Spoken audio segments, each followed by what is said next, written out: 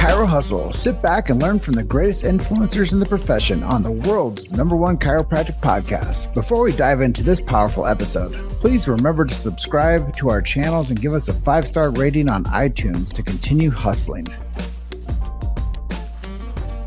This episode is brought to you by Excite Medical and the DRX 9000, Peach State Payments, Recover, Chiro HD, Softwave, Cool Blue BA, Chiro Health USA, Chiro Script AI, Chiro Moguls, The Chiro Speaking Company, Pure Chiro Notes, 5-Star Forge, Titronics, Sherman College of Chiropractic, Life Chiropractic College West, and the IFCO. You can benefit from our full list of sponsors by visiting the sponsor page at chirohustle.com/sponsors. Links in the description. Now, let's hustle. Hey guys, welcome to episode 686 of the Chiro Hustle podcast. I'm your producer, Luke Millette, and here's your host, James Chester. So today we had the opportunity of interviewing Dr. Chris Zaino, and if you want to hear about his chiropractic journey and how he's getting back onto the speaking gigs again, stay tuned for the next episode. Welcome back. This is another episode of the Chiro Hustle podcast. Today I have Chris Zaino on with me. It's episode 686. I know this isn't his last time, and he's been on before, and I'm really happy to have him back on again. I'm going to do a quick introduction, then we'll get right into Chris's frameworks of our conversation today. First things first, I just let people know our big why. Why do we do what we do? Well, freedom of speech is probably the most important thing in my life as a journalist, so we definitely support that. We believe over the past 4 years, people have had a lot of disbelief on what to do for them and their families, so we support medical freedom and family health freedom. If you don't know where to go for resources, find a chiropractor in your city. They'll surely help you and your family find those answers you're looking for. Philosophically speaking, we do support BJ Palmer's last words. That's a sacred trust. If you don't know what that is and you're a chiropractor, go to the show notes. You're going to learn more about chiropractic than you ever did before. I guarantee you. More philosophically speaking, they're taking these terms and this language out of the colleges. So if you know a chiropractic student or somebody that's struggling with philosophy, please share the show with them. Let them know that innate intelligence is highly important. Subluxation is highly important. We also believe in your universal intelligence. We believe that when man or woman, the physical gets adjusted, it connects them to man or woman, the spiritual, which creates educated intelligence. And with that, this is episode 686 of the Chiro Hustle podcast. Chris Zaino, welcome. Hey, thanks so much for having me, guys. Appreciate you. Awesome show. Let's do it. Yeah, so the frameworks that we're going to go through today, we're going to talk about pits and peaks, the hero's journey, from grace to forgiveness and finding the fire again when it's time to pivot and expand, and coaching outside the practice. And the first thing I wanted to talk to you about was you are talking about speaking on 36 different platforms or stages a month, which I think is pretty darn impressive. So let's talk about that first. Yeah, that's my North Star. We were before the show, we guys were talking about North Stars. And it was great that you had it. And that's been mine. So, having this month, last month was 19 years in practice. And, we all set out for goals. And we all started certain pits in our lives, and we're going for that goal. And so I reached certain goals that I had. But no one told me that in practice. So whatever that goal may be, for me, it was volume or it was income. But no one really told me that when you reach a goal or when you hit what you considered your peak, that peak, what happens over time is it becomes normal. That's your new normal. That's your new standard. But the normal turns into numb, and numb turns into sedation. Okay. And so what that means is you hit this goal and you're there and you're excited and you think, hey, this is the way it's going to be, but this becomes normal, and then it becomes numb, and then it becomes my new pit. So what happens is I went from, let's say, opening practice, hit these goals I want. That now, all that other stuff, no one told me two things. That becomes my new pit. And two, when you hit a goal, a whole new set of problems occurs. Like there's always going to be new sets of problems at the top. So for some of you guys, it could be money. So for some of you guys, it could be, the problems that you neglected your family on the rise to the top. There's all these other problems that happened that no one told me that. So the two things I was looking at, Jim, was like, all right, so that Normal is normal. Then it became numb. Then I get distracted. So there's two things I noticed a doc did. And I'll tell you which one I did. A doc realizes that the new normal, they become numb and they expand to something new and bigger. That could be getting associates. That could be getting more offices. That could be expanded to something new. What I did was what most docs do is normal, numb. And when I became numb, now I was searching for a purpose again. So what I started to do subconsciously, I started to go through what I call a karmic cul-de-sac.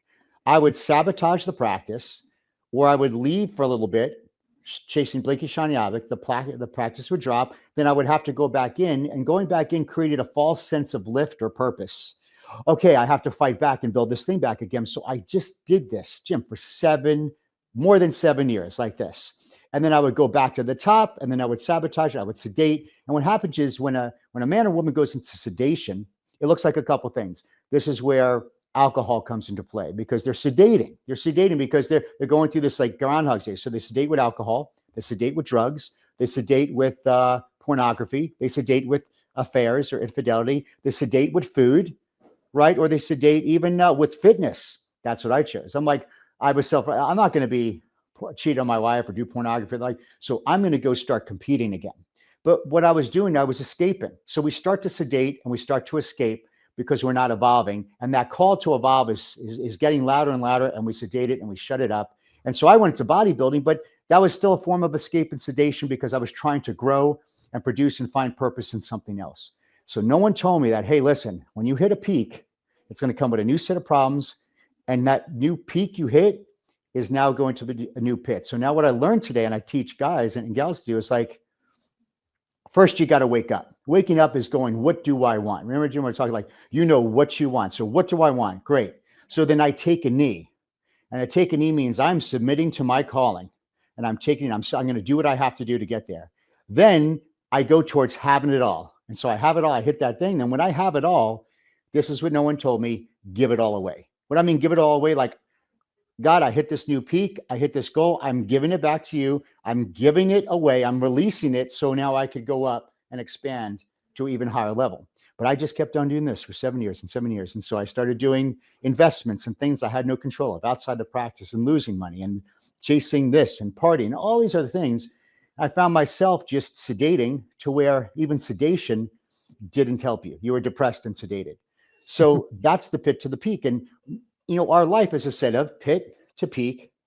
Peak becomes a pit, new pit to peak. And that is the constant evolution and expanding that we get to experience in this life. Because the great thing about life on this physical plane is we get to experience contrast. And contrast allows me to feel happiness because I know what sadness is. I know what love is like because I know what hatred is like.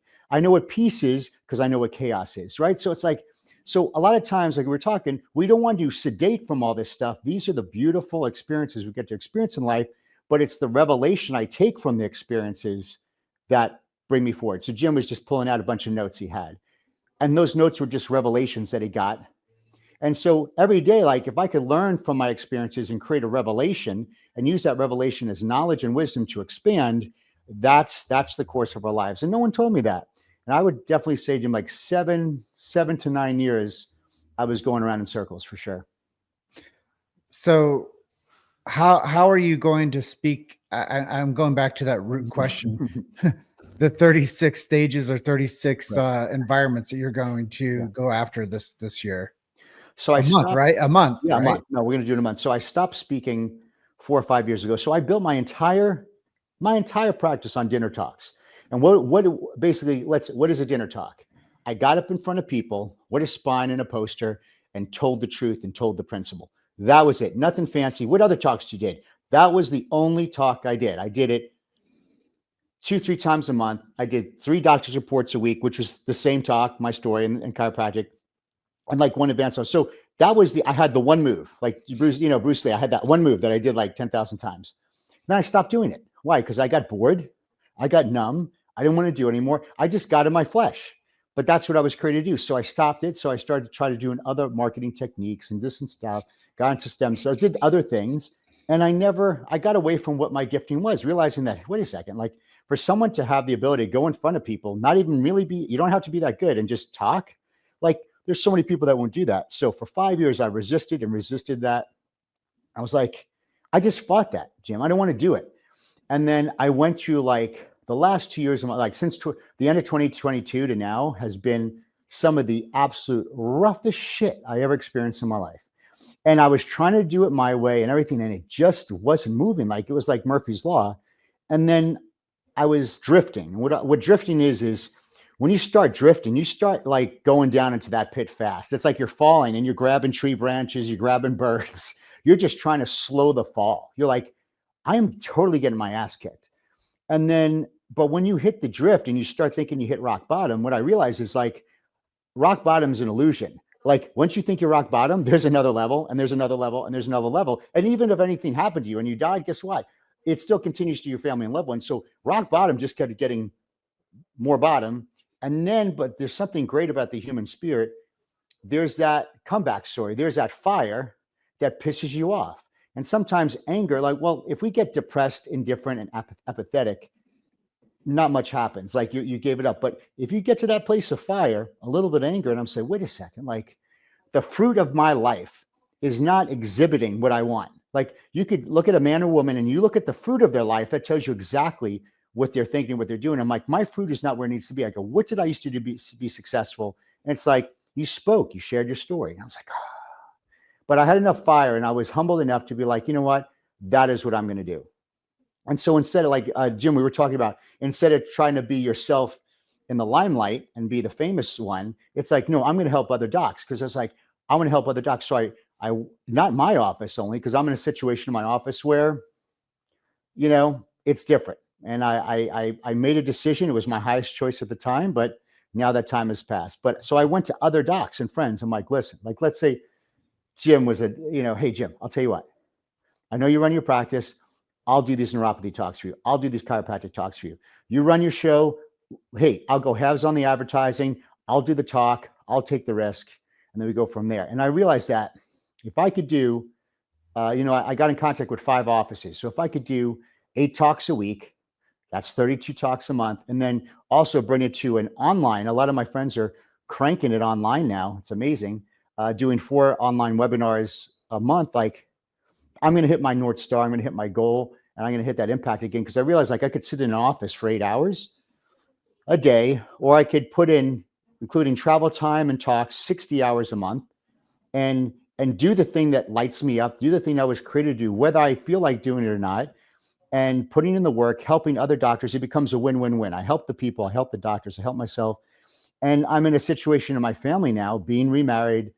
Some other cool things are happening that, I don't want to make the mistakes I did in my last marriage. I want to be here with Monique. I want to be able to travel. I want to be more mobile. And, I'm evolving and creating that extra step of life and practice that I'd never allowed myself to do a couple of years ago. But it took me to hit a pit to realize, are you going to go back to Groundhog's Day? Or are you going to finally take the step, no matter how scared and, shit in your pants you are, and expand and do what you're created to do? Because what I noticed, Jim, is everybody who's watching this, when that relationship or that situation is done.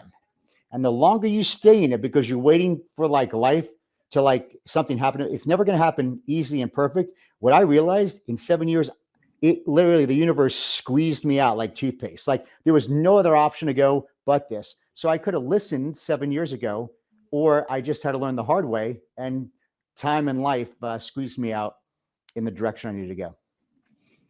Well, there's a lot of things that you shared there with me about going down. Mm-hmm. And I've done, I think at this point, 14,000 foot mountains out here in Colorado. And that's the opposite direction. And that's up. That's the ascent. Mm-hmm. And I ascended. And some of those times when I would go up those mountains, Chris, there's things called false summits. And you think that you got to the top, but there's still another peak to go get. Mm-hmm. So it's not always finding rock bottom. It's about finding what is the next evolution of up. And is that where you're supposed to go, or is there more to go? And out of all those, I'm just going to be really brutally honest, because I never really told this story before. I still count that I got to the top of a mountain because I was 158 feet from finishing it. but I looked at every side around me and it was all straight down. Mm. And I just wasn't willing to go that extra 158 feet.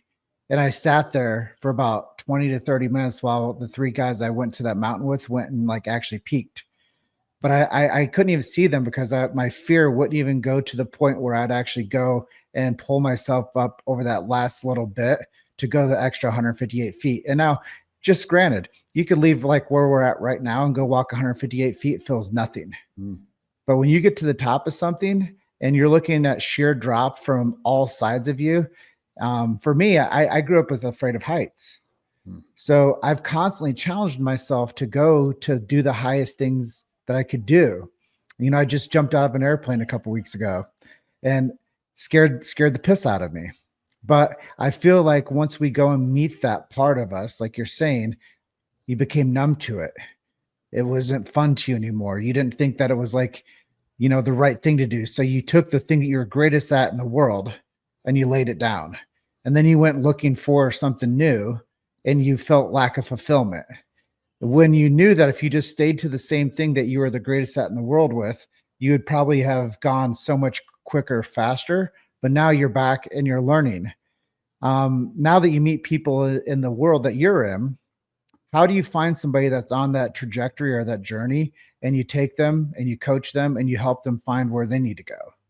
You made it to Chiro Hustle. Sit back and learn from the greatest influencers in the profession on the world's #1 chiropractic podcast. This episode is brought to you by Excite Medical and the DRX 9000, Peach State Payments, Recover, Chiro HD, Softwave, Cool Blue BA, Chiro Health USA, Chiro Script AI, Chiro Moguls, The Chiro Speaking Company, Pure Chiro Notes, 5-Star Forge, Titronics, Sherman College of Chiropractic, Life Chiropractic College West, and the IFCO. You can benefit from our full list of sponsors by visiting the sponsor page at chirohustle.com/sponsors.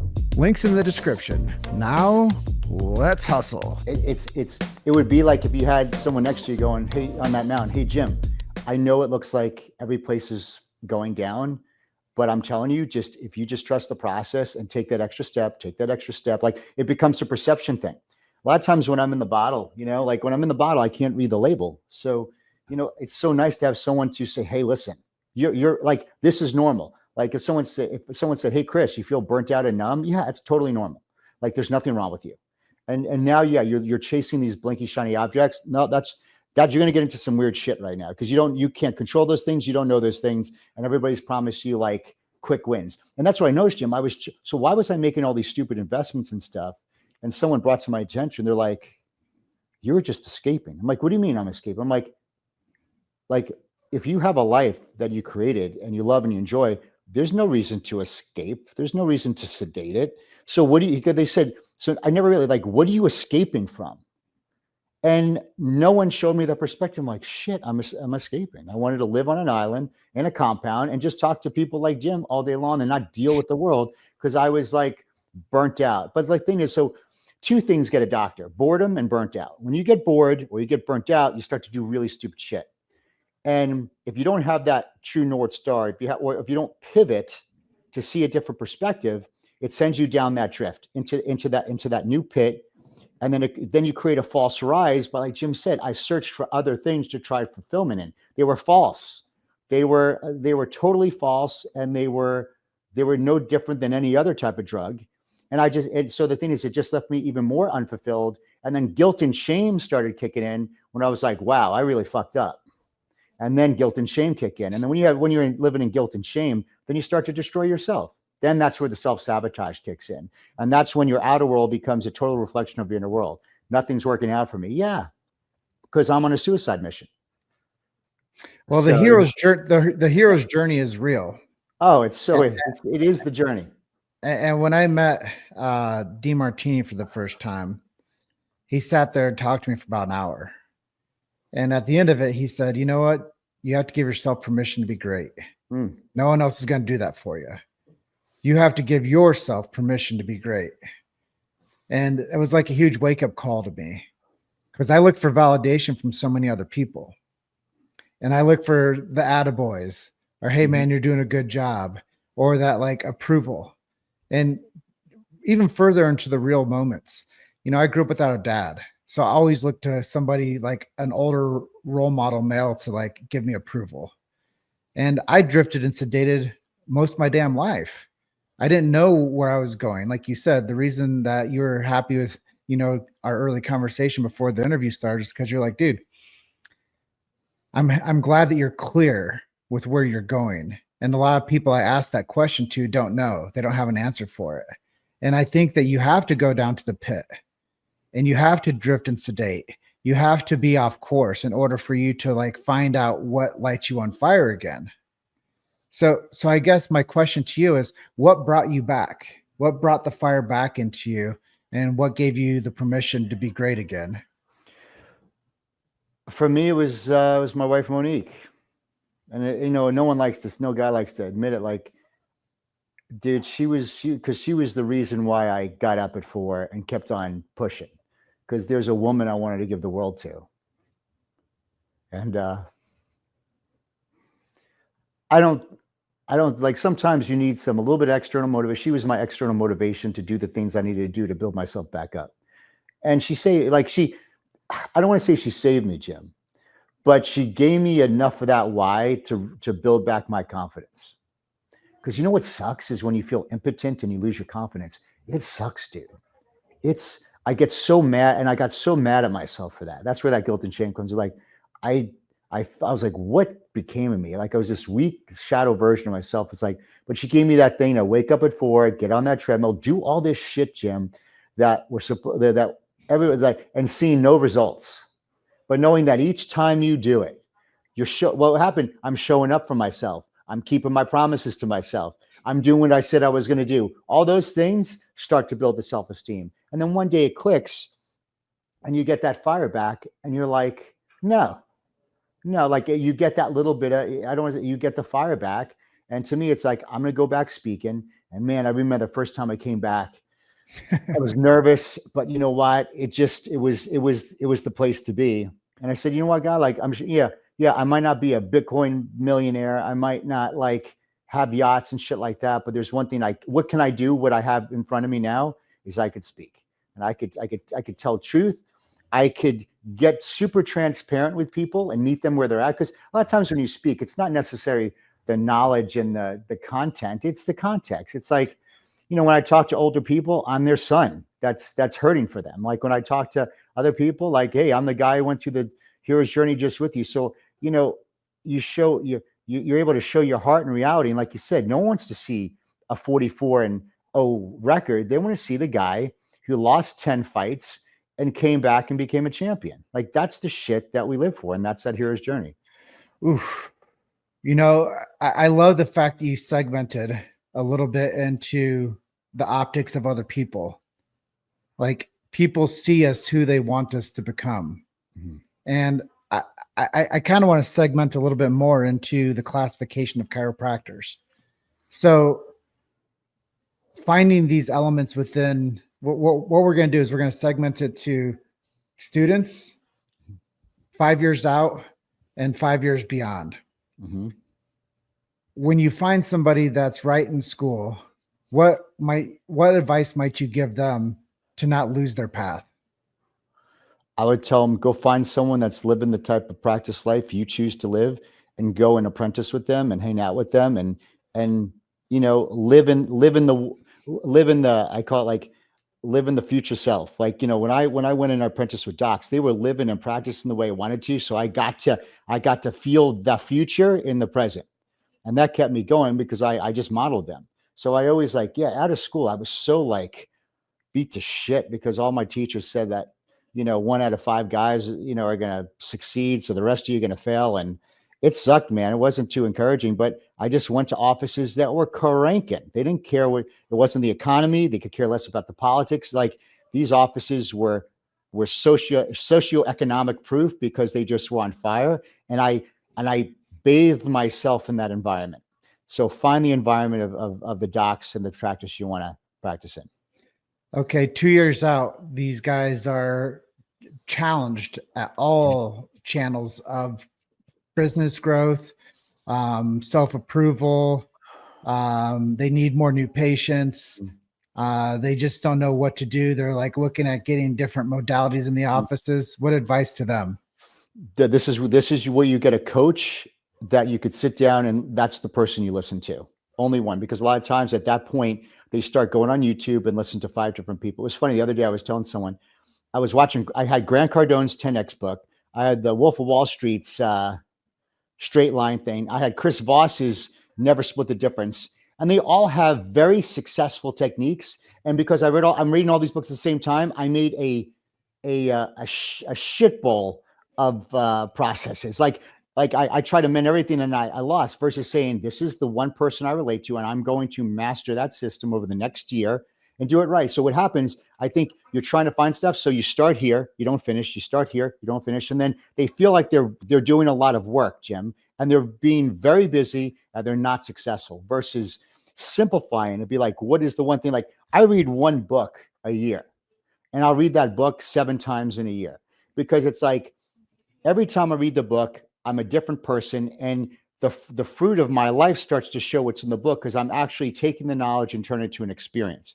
Versus I remember 2 years out, I was trying to do everything and listen from everything. And Jim, I just was spinning my wheels. That's why you find that one person, because now you got a little bit of money to invest in yourself. But when you invest, just don't invest in a course and put it on your computer. Like, what is the one that you're going to go all in? And that's the one that's usually a little bit more expensive, where your asshole puckers just so much, because you're like, wow. See, when I pay attention. So getting these free courses and 90 cents, like you're going to put on the shelf. But when I invested something that was really difficult and kind of a stretch, 2 things happened. I paid attention. And 2, when I went back to the office, my level of asking for the value of my care was easy, because I'm like, wait, I just spent $16,000 for myself. This is internally. This is only $3,500 for you. You know what I mean? Like, so, because when you start to invest in yourself, you have automatically you have the direct approval to, like you said, command greatness from yourself and asking high value from other people. Well, I think that's I was going to take you that direction, and you actually went yourself. My direction I was going to take you was, a year ago, I read 22 books, and I thought that I had done something really cool. But as I've gotten through that process, my next talk is going to be called The Science of Communication. And it's all going to be based on one book by Robert Cialdini. Mm-hmm. And I'm going to base all the frameworks out of The Power of Influence and the communication styles that go into that to the scientific model. And I think that you're so spot on. If we take one thing and we focus on it and we have like one master and we don't like lose course, the problem is discernment. Like, what do we choose to be the one thing that we focus on and give our attention to? That's probably the hardest skill that anybody can find, is the discernment of choosing. And what is the thing that I'm going to give my attention to, and how valuable is it for me to go all in on that? So I think it's cool that you found that path for yourself. And Jim, let me speak on that. A chiropractor, you have to understand, like, there's some I am statements for chiropractors. And one is, I am a marketer, I am a closer, and I am a leader, not a savior. Very important. Like, I don't care what you do. You are a marketer. So start reading about marketing. Like Cialdini's great. Like, I'm a marketer. I'm an influencer, right? I am a closer, and I am a leader, not a follower.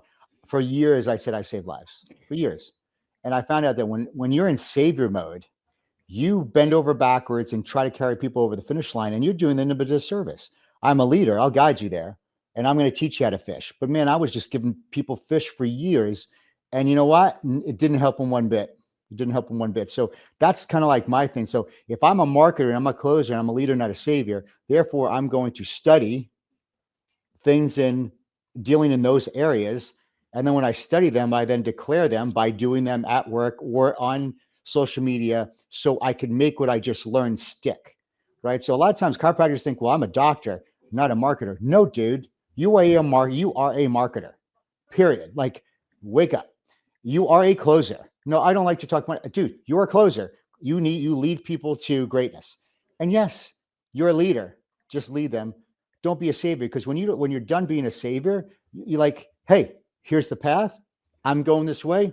Love to help you. We've helped so many other people. Follow me. If they don't, sometimes leaders got to let their soldiers die. Next framework, the chiropractor that's been out for 5 years and they have a solid foundation like you did. Yeah. And they don't know what to do next. They don't know whether to hire an associate, get a satellite office, invest in Bitcoin, whatever it might be. What's your advice to them? That's the stage where they let it go. Like you said, I did amazing. I'm doing great. I let it go. Like, God, what's my next journey? And so the next journey might be like my buddy Tabor Smith. Hey, dude, I'm going to open up more offices. Awesome. Some of you guys like, I'm going to go help coach a certain specific avatar of doctor. Some of you are like, shit, I'm going to sell because like I want to do something else with my life. But this is the point where you have to crack open your chest. And Jim said it right. Have enough discernment to then know what is next of me. What is my next evolution? And the toughest part though is because now you're doing well and you're comfortable, you're good. And it's tough to make that leap because you have to leap now into the unknown, which is uncomfortable. However, the unknown, like Joseph Campbell said, the cave you fear to enter holds the treasure you seek. And we stay in certainty for so long, we know what we're going to get. But everything I ever wanted, the expansion, the new version of me, everything, happiness, fulfillment is on the other side of the unknown. But a lot of times when things are good, the house is nice, the car's paid for, it's like, shit, things are good. And we sacrifice greatness for good. And that creates sedation and escape. And we tend to sabotage to create a comeback story versus listening and evolving in the first place. This is not as, I guess, direct, but who's helped you build this confidence besides yourself? Because I know you go back to square one, you, but who helps you steer this message and to make sure that you're who's your GPS besides your wife? Well, I think in life you go to the discernment comes from people you relate to. I mean, like there were some times in my life I listened to Gary Vee because I needed a kick in the ass, or Grant Cardone needed a kick in the ass. Then I would go from then to Wayne Dyer, spiritual, soft. Eckhart Tolle, ding, ding, ding, ding, ding, ding. And it's like, so there's different phases of my life. And so when I was in that phase and I related to that, I become a student of them. So, and then just recently, a buddy of mine was in like the Wake Up Warrior, like Garrett White, the Wake Up Warrior guys. And that kind of related to me a little bit because it brought me back to when I first started chiropractic. There was a couple things that brought the best out of me. I was with a group of brothers. All right. So we had a team. We all were focused on the same mission. Okay. We had friendly competition. When I knew Jim was out screening Sunday, I'm like, shit, so that was that little bit of like competition to keep that fire underneath me. And Jim said it best. I am the guy who, what was greater than $3.5 million a year practice? Jim going up to me, Zaino, I appreciate you, man. Good job. Dude, I was a good job guy. All I wanted was good job from my peers or coach. That was worth more to me than anything else because that's what I appreciate, just the good job. And the shit I would do to get the good job, that brought the best out of me. So for me, I know what made me tick. So if I could create the environment of being slightly uncomfortable, creating friendly competition, having a brotherhood, and all going towards a journey, a purpose, a mission, that tend to bring the best out of me. So knowing that and having self-awareness of that, I would make sure that when I had those elements in place, I was able to sink my teeth in, shift that into seventh gear. And when I'm in seventh gear, that's all that becomes the Chris that people know. But Chris, the Chris that's just the normal Chris is the subpar Chris that, like I could be below average on a lot of things because I just didn't find that gear to click into. So this segue is perfect. What's next for you? Well, right now, what's next to me is I got the Stallion Project going on. That's going to be my passion project where I'm helping men over 40, reconnect with their genius, their greatness, and the buried hero. And I'm going to love that, just getting their body right. Because I know that I could help a man change his state by changing his body. And that could start turning on the lights. Then meet them where they're at. Yeah, okay, you're looking good now. You're feeling good. You're fucking good. But now I'm Trojan horsing you because now you look good, feel good. It's time to recalibrate your purpose. A lot of men lose their purpose because we get so busy chasing shit that we forgot what we were called to do. So now I take them through the hero concept, I'm hero, where we go over their sole purpose. And then after that, we put them in full warrior mode where now it's their turn to go out and help wake up others. And now my 32 talks is, what can I do locally in my town? I'm going to help doctors spread the word about chiropractic, neuropathy, men's health, whatever that is, by speaking. That's what I was created to do. So I'm gonna be the rainmaker, and those offices are going to fulfill and help those people and lead those people to health. And so right now, that's what I feel my calling is, Jim. How long am I going to do it for? I don't know, but I'll definitely tell you. And you'll be the first one to say, "Hey, Jim, I'm feeling a little burnt out. I'm feeling a little bored." And you'll be like, "Dude, you knew this would happen." I'm like, "I'm right. So where do we expand to?" And then I expand somewhere else. Seasons, reasons, and lifetime. Love you, brother. I appreciate you jumping on episode 686. Okay. In closing statements, is there anything I didn't ask you that you want to talk about? Oh, no, man, that was great. I mean, we hit it to the point. I think people got a lot of value from here. And just knowing that wherever you are, and like wherever you're at, really, really search yourself and be like, what was I put here and created to do? Versus what do people expect of me? That's one thing. That'll set you down to a wrong road. Versus like, what do I love? What was I created to do? What is my purpose? No matter how scary and no matter how foggy it is that you know how to get there, start building the skills, meeting with the people who are doing what you love to do, apprentice them, and then start building the life you want. Because I'm telling you, man, I'm going to be 48 next week. And, it just years fly by. I feel like my mom. Years fly by. And I was amazed on how I let 7 years do this, Jim. 7 years, dude. 7 years of like me not moving happen like that. And when I finally was able to wake up, get that fire back and do what I need to do. So doing it on your own is very tough. Seek someone out, seek help, seek a coach, reach out to someone on Instagram, and just help someone help wake you up. And I'm telling you, once you wake up and once you get that fire back and get clarity on where you're going, then, everything changes very quickly. Well, I'm going to tell you this in closing. And I shared a couple truths on this episode that I typically don't talk about. Growing up without a dad, I typically don't talk about that. And the big takeaway at the end of this is clarity. Mm-hmm. I've been in rooms full of multimillionaires, me being probably the least net valuable person, but I'm the visionary amongst that crew. And they all link into me because I can see clarity for them that they can't see. So the other quotient in that room, that people that are the high net like value people, is love. They lack clarity. They lack love. I have those things in massive abundances. So coming to that, you said these last 7 years have kind of been unpredictable and you're getting your fire back. Mm-hmm. Thanksgiving this year will be 6 years of sobriety from alcohol for me. I think that when people find where their least effective lifestyle choices are, they can once again become that hero that you're talking about. And I typically focus all this show about chiropractic, but today we got a little real. I'm a mountaineer, I'm a sober dude, and I raised myself. And that's why I look for approval from guys like you, Chris. So I appreciate you joining me on the show today. Dude, so good. I appreciate you so much, and everybody watched. Well, I will close out this episode 686. If people want to work with you, Chris, where should I send them to? I just go right to Instagram, go at Dr. Zaino, DrZaino. Just message me.